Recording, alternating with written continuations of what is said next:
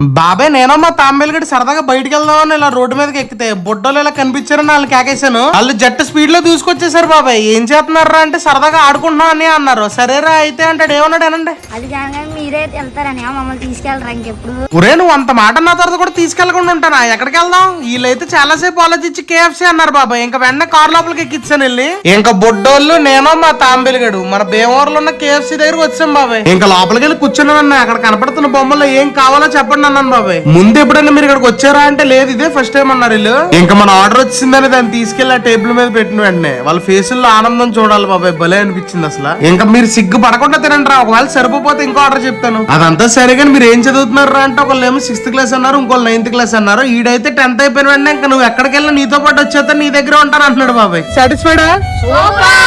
నచ్చిందా? వాళ్ళ ఫేస్ లో ఉన్న ఆనందం సరిపోదు బాబాయ్. ఇంక ఇలాంటి వీడియోలు కొడతానే ఉంటాను మరి అయితే చేస్తా.